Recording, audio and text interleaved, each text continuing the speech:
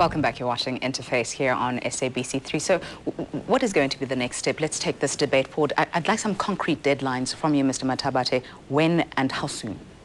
Well, it will be extremely soon. As I said, as government, we've supported. Telecom is taking the decision to invest in infrastructure. Neotel is rolling out its infrastructure as we speak. Broadband, Infraco has been granted preliminary funding by Treasury recently.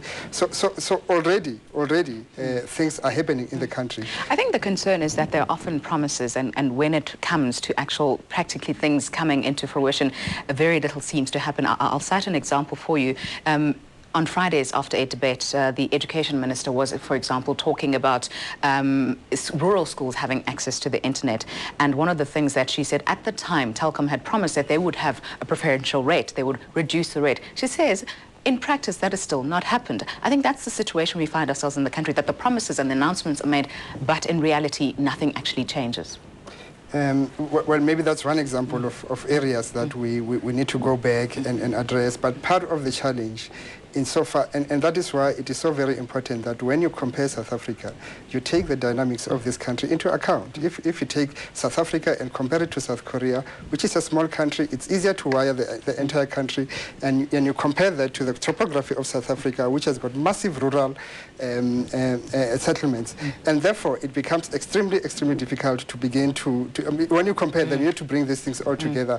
And fortunately, the advancements of technology begins to provide us with certain solutions. Hence, we're finding the government beginning to mitigate and motivate for entities such as Telkom, Centec, to roll out the wireless Mr. Miller, is it fair to make these kinds of comparisons with other countries? Well, I can firstly save the Department of Communications millions of research money and tell them the one thing that's in all these countries, it comes down to price and service delivery. Yes, there are differences in the country layout, but if you look at Morocco, how can they have double the penetration rate of ADSL than in South Africa, although they started about a year and a half later?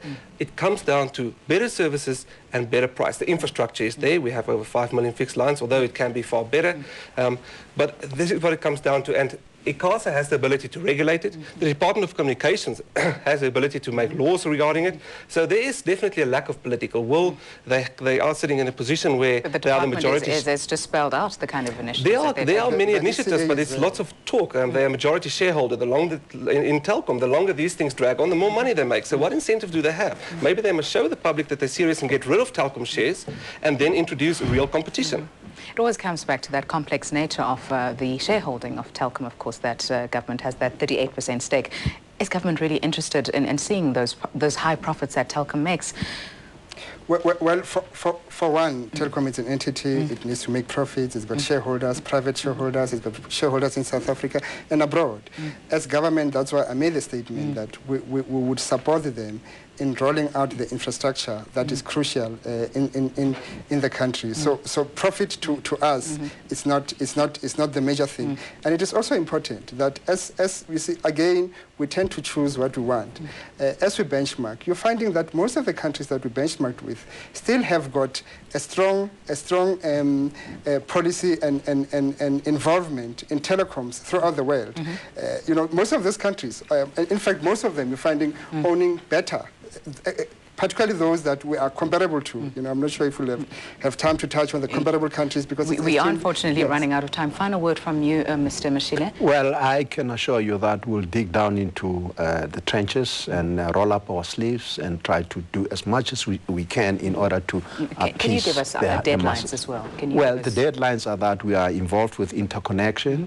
We are ensuring that Infraco, if it comes into play, it does, because from there you will have open access. So things will be sold at wholesale, which means then that everybody can tap into that big fiber and provide services. Can we say that we as the South African public will see tangible results by the end of this year? Well, I would not be able to give you that kind of a promise, because my neck will be on the block if that kind of thing doesn't happen. That's why we bring you on Interface. Thank you so much, gentlemen, for joining us. That's all we have time for. I'm Nikiwe Bigita. I'll be back with you next week. As usual, we'll leave you with comments from last week's program. Rob Fryer says the Department of